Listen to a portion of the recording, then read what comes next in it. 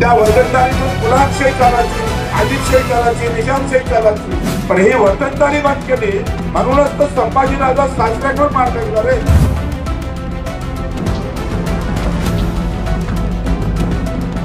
पूज्य बाबासाहेब आंबेडकर सण, छत्रपती शिवराय सण, महात्मा ज्योतिबा फुले असणार, अण्णाभाऊ साठे असणार, अहिल्यादेवी होळकर असणार, यांनी विचाराची लढाई सुरू केली होती आणि तुम्ही नेमकी तेच थांबवली.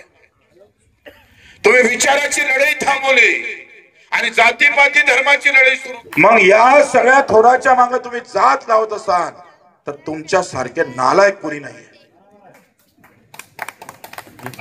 तुम्ही पोस्टर लावले का माणसं वेगळे होते या देशामध्ये. बाबासाहेबांचे लावले तर वेगळे, शिवाजी महाराजांचे लावले वेगळे, महात्मा फुलेंचे लागले. पोस्टर लावून गर्दी जमा होत रे.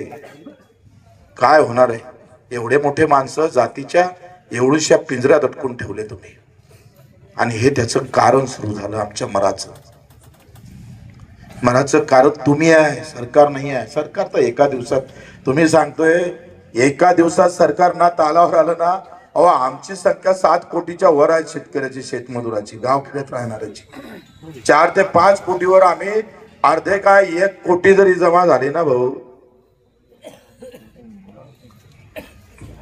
संडास आले जागाने सापडणं के पॅन्ट भरून चाल.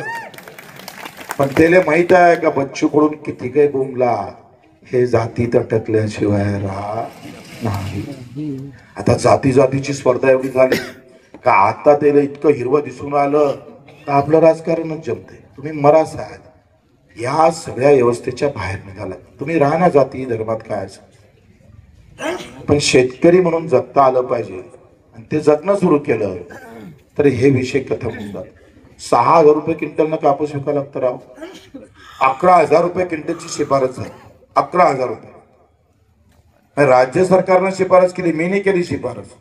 राज्य सरकारनं शिफारस केली 11,000 रुपये पर क्विंटल भाव भेटला म्हणजे 15% नफा भेटला. त्या वतनदारीतून गुलामशाही चालायची, आदिलशाही चालायची, निजामशाही चालायची, पण हे वतनदारी बंद केली म्हणूनच तर संभाजीराजा सासऱ्याकडून मारला गेला रे. नाव औरंगजेबाचं जरी असलं, आता ते 300 आल्यावर काय करणार आहे, मागणी घ्यावं का काय करावं. लढाले 360 दिवस आहे, 250 दिवस काम करतो शेतात. आपण फार मेहनत घेतो, पण त्या शेताच्या मेहनतीला जर दाम लागत असेल तर 15 दिवस रस्त्यावर यावं लागत तरी जमते का. 15 दिवस जेवढी मेहनत शेतात करताना त्याची 1% आंदोलनात मेहनत करा. आणि आम्ही तुम्हाला राजकारण मतं मागायला नाही येणार, तो काही डोक्यात घेऊ नका का बच्चू कडू मतासाठी करतोय, बिलकुल नाही.